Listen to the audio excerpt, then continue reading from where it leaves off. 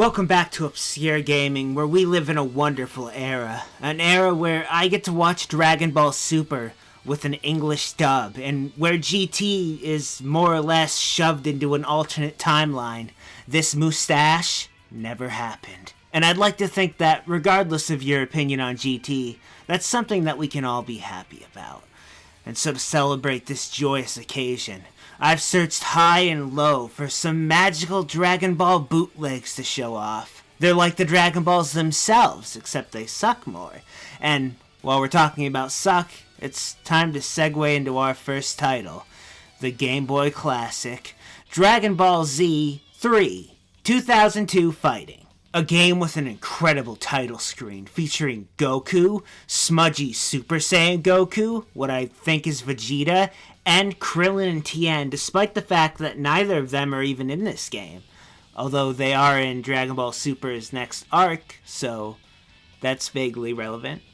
Now, Dragon Ball Z 3 2002 Fighting, besides being a really stupid name for your video game, is a fighting game featuring all your favorite Dragon Ball characters, such as Majin Vegeta, Piccolo, Goku, Cell, Frieza, Trunks, Gohan, Piccolo again, Goku again, Fat Boo, Gohan again, Cell again, Kid Buu, Gotenks, and Vegeta again, but with that M on his forehead erased. After you choose your character, you're treated to what I'll call the closest thing to this game having a story, which is poorly translated text and misspelled character names. Some of my favorites include, I will revenge you for my Saiyan race. Does Saiyaman still survival? Let me see how powerful the copy Kakaroto will be. It will over your expect. I feel your strength get more powerful. I will surmount you. Honestly, the broken English is really the highlight of the game, as once you hop into actually playing it, things start going downhill a bit. Of course, being a Game Boy game, it's a simple 2-button fighter, with one button for your punch and the other for your kick, with specials being pulled off in a style similar to Mortal Kombat. There's just this slight problem. There's about a half-second delay between you hitting a button and your move actually coming out, which basically ruins the game and renders it technically playable, but not at all fun. Pulling off special moves requires a stupid amount of precision, and it's really easy to screw up the input because of the delay, which unfortunately leaves you with two options for combat: mashing punch and kick and hoping for the best, or adjusting to the delay and playing lame, spamming projectiles, which just isn't fun. In fact, this game as a whole just isn't fun, and it's easily the worst game I'll be talking about in this video. But Yuri of Wind, surely the presentation makes it all better, and yeah, kinda. Not really though. The game, for the most part, does look pretty good. Not the title screen, but the characters are chibified and cute.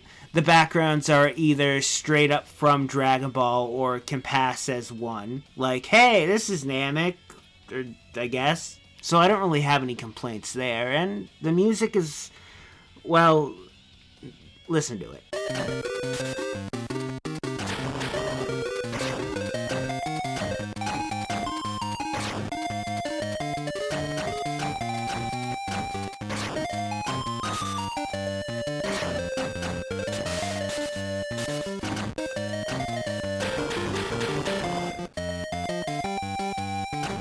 Now, I'm not sure, because it's been a while, but I think they stole the music from Mega Man games and then put them in their Dragon Ball Z game.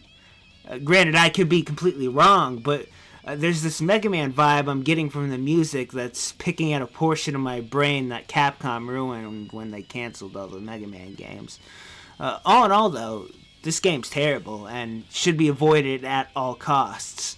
There are better bootleg Dragon Ball related fighting games we'll get to soon enough, but first, a pleasant change of pace. That being Dragon Ball for the Game Boy, with a portion of its logo cut off, a side-scrolling platformer starring Goku where you're on a mission to stop the evil Red Ribbon Army by killing every single animal in your path. or so I extrapolated. The game is rather simple, with your main goal to run to the right, punching things, while collecting food to restore your health. Nothing that complex, which is fine, cause for what it's worth, the game works, and manages to not be a broken mess, and even be pretty fun. Goku has a dive kick, which is a really awesome move for him to have, though not particularly satisfying as there's no real oomph to hitting enemies, just mashing until they die, but still pretty cool. What's probably the most interesting aspect about Dragon Ball for the Game Boy is the game's length, clocking in at about 15 minutes. Maybe 10 if you don't get lost like an idiot like I did in Pilaf's Castle. Though to be fair, the design of Pilaf's Castle in this bootleg is awful. Though if you manage to get past that, it's smooth sailing and running to the right for the rest of the game. Along with 2 bosses to face, neither of which represent the Red Ribbon Army. So you can tell that sticking close to the source material was a really high priority for the dev team. Graphically, the game looks pretty good. Goku looks pissed as all hell, but aside from that, the character models and backgrounds are all sufficient, and are passable as Dragon Ball-esque stages. Music is a tad repetitive, here's a listen.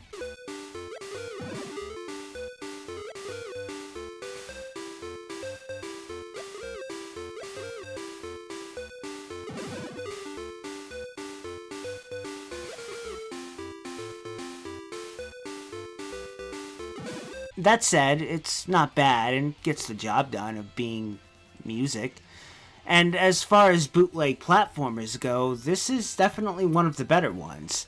Made even better by its incredibly short length, although I can't really bring myself to recommend the game for any other reason besides blind curiosity, as you're much better off just playing the game that this game is ripping off, that being Dragon Ball Advanced Adventure for the Game Boy Advanced, a fantastic Dragon Ball game featuring superior visuals, better, more satisfying combat, an actual story, and it has the bonus of being a full feature-length game. That being said, for what it is, Dragon Ball for the Game Boy is a pretty good bootleg, fairly faithful to its original counterpart, and not a busted mess like most of its peers. Next up, we have Dragon Ball Final Bout, and no, not that one. Instead, it's this one for the Sega Genesis, starting off with a fairly nice intro sequence, after which you'll be presented with what appears to be 3 options to choose from, though 2 of them do absolutely nothing, so there's really just 1 option to choose from. From there, you're presented with 3 actual options you can choose from. Your main single-player mode, a 2-player tournament mode that you can play if you can manage to trick a friend into playing a weird bootleg Dragon Ball game with you. I couldn't do that, so that mode didn't really go anywhere. And an options mode. Of course, our main focus here is the single-player mode, because we're alone and afraid. Here you'll choose from a variety of characters, some of which actually appeared in the official game. We have Goku, Kid Goku, Trunks, Piccolo, Gohan, Vegeta, Majin Buu, and Cell. Upon choosing your fighter, I was given horrible flashbacks to Ultimate Battle 22, an official game with a stupid name. But Final Bout for the Genesis is actually pretty responsive. As the controller would dictate, it's a 3-button fighter, with a dedicated key blast, punch, and kick button. Special and super moves can be pulled off consistently for the most part, and after vanquishing all 8 foes, you get a nice ending sequence showing the Dragon Balls being scattered across the universe, which, going by GT logic, means Earth is fucked. So that's a nice high note to end the game on. Graphically, Final Bout on the Genesis looks pretty good. The sprites are stolen from official Dragon Ball titles, so they look pretty nice. Great job on stealing those. As do the stages. Again, great job on stealing those. The music is the only downside here. It's honestly really bland and gets sickening to listen to. Doesn't really invoke the Dragon Ball spirit as much as that Mega Man music did. But all in all, the Genesis version of Final Bout is a solid game. Though, you may still be better off just playing the actual game, or hell, just skip both and play Xenoverse 2. Up next, we have a title that's more or less an honorable mention. As opposed to the other games in this video, this one isn't actually a bootleg, but instead a hilariously badly translated copy of one of the many Dragon Ball RPGs that never saw the light of day outside of Japan. This game being simply called Dragon Ball Z, or Dragon Ball Z 3. A game with what can only be described as an amazing story. Long ago, asked by Ji Nong, Wukong started searching for 7 Dragon Balls, and Ji Nong disappeared in the following year. Wukong has to look for the Dragon Balls again and became the yearly champion at the combat match. Afterwards, the Earth was attacked by Saiyan's Becky and the followers. Many died in combats, though Wukong fought desperately and drove Saiyans away. The Dragon Balls didn't work anymore to revive the soldiers. Cooley said there's another kind of Dragon Balls on planet Naku. He suggested to go there and regain magic for the Earth Dragon Balls. Not knowing how to get there, the plan suffered a setback. Then Popo, God's servant, said there exists a spaceship that flew from Naku to Earth before. It takes a month to get Naku, so Cooley, Gohan, and Bulu left for Naku. On the other hand, Becky recovered from the bullet wound from Chili. Becky learned that Philly, the destroyer and terrorist, also wanted the Dragon Balls, so he set off for it as well, and yes, they changed Vegeta's name to Becky. Now, in case the plot was confusing for anyone, this game takes place on Namek, following the adventures of Krillin, Gohan, and Becky. Battles are an interesting mix of RPG and strategy elements, and I'm fucking terrible at it. Admittedly, these titles have never been my cup of tea, but it's still pretty fun. And if you've ever been interested in these games that are typically Japanese only, this is probably the best / hilarious chance you'll ever get to experience one of them. So by all means, track this one down. It's what Becky's mustache would have wanted. And last but not least, we have Dragon Ball Z Super Butoden 2 for the NES. Easily my favorite game out of the bootleg bunch. Featuring Gohan, Vegeta, Trunks, Goku, Piccolo, Cell Jr., and a female character who the developers seemingly made up, who kind of looks like a fusion between Launch, a character that Akira Toriyama fucking forgot about, and Meryl from Chrono Trigger. Although her and or its identity is open to interpretation, I guess. Luckily, finding out her identity isn't the focus here. It's the fighting, and the gameplay's fast and tight. Zero input delay, responsive controls, and best of all, it's really fun. Playing kind of like an older Street Fighter title, like the Alpha series or Street Fighter 2. Unlike the other fighting games we've looked at, you can actually pull off combos in this game, as well as some neat juggles, including ones that involve throwing your opponent at the wall, having them bounce off the wall, and then being able to juggle them slightly, which is rather satisfying. The presentation, considering this is an NES game, is passable. The character designs could look a little bit better, and maybe help me identify who this lady is, but most characters are recognizable and look fine, all things considered. And while there is a bit of sprite flickering, it's really not that bad. I've certainly seen worse anyways. Stages are passable, not really indicative of Dragon Ball, but they work well enough for the most part. As for the music, some of it sounds a little bit off. Here's a listen. And it's off in a way that I can't quite put my finger on, although it's still better than the music from Final Bout for the Genesis, so it's got that going for it. But that was our Dragon Ball bootleg roundup. I hope you enjoyed seeing some of the weird shit I managed to dig up, 'cause hobbies. And don't forget to watch Dragon Ball Super Saturday on Toonami's. This isn't sponsored by Toonami, it's just something I plan on doing, and I thought it'd be a great bonding experience for us. But this has been Obscure Gaming. Thank you for watching. Hello everyone, Yuri of Wind here, and welcome back to Slate, where I wasn't kidding about that Obscure Gaming a day after the bullshit creepypasta story time. I think this is the first time in a while that I've done 2 videos 2 days, or a day apart from one another, so that's neat. You just watched an Obscure Gaming as I said before, on some bootleg Dragon Ball games, which I hope you enjoyed very much. Sorry about the audio issues. My computer is dying on me, and I don't know, I'm fucked. But on higher notes, it's time to end Slate, where things are never going to be the same. First thing I'd like to do on End Slate, if we look at the top of the screen, you'll see videos that you can click on if you want. The first video I'd like to recommend is the video I uploaded yesterday, which was a bullshit creepypasta story time on Animal Crossing. You Did This, which has reincarnation in it. So that's special. And 2 other videos, so those are going to be 2 other videos that even I don't know about. Yeah. At the bottom of the screen, there's social medias. I have social media, such as the Twitter and the Facebook and I have a Twitch, and I don't know. And then Nico. Nico also has social media, because Nico does the art. So, if ever you were in need of art, that would be where you would look.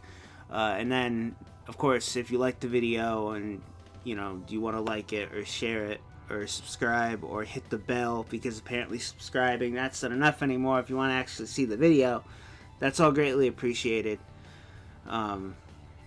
If not convoluted. But now I have some thank yous to give for the many people who have been supporting me on Patreon, which I can't thank enough, which is why I thank them every video, because I can't thank them enough. So from the bottom of my heart, thank you, Ben Shaw, Darth Penguin, Nikki Batelli, Joshua Young, He Ho, Grace, Brendan Wilbanks, JJ Rulin, Shulks Minato, Abdul Kareem Torres, Nikki Lehman, Sally from 3 Ice Cube Show, D-Man's Land, Yo, Sup, Jacob Sifford, Ryan Macklin, Paul Walker, Tio Centaurus, Joseph Puello, Boltron, Skyward Keyblade, Joseph Constantine, Nolan, Christina Coleman, Doc Drazen, Andrew Arana, Aaron Brewington, David Freesley, Fernando Silva, Rodrigo Derez, Brandon Alexander Cohen, Beautiful Yoshi, Steven Seference, Richard Lahif. Did I read that wrong? Nope, that's good. Greg Wolf, Vicious Phantom, Mr. Bowler, Robert Vernon Macklin, Mitchell Janda, Sergio, that sounds familiar, Diego Martinez, Carnza, M. Gamers, J. Steria, Matt Jonas, Rory O'Carroll, Matt Metsky Makers, Kampachi Ranmasama, Lon Rancher Smith, Anthony Mang, Squiggly Kip, Crow Feathers, Fat D. I don't know why I thought I was going to say it was really appropriate that he showed up in this video, but this isn't a Pokemon video. I don't know. Vegeta's name is Becky. I'm all screwed up today.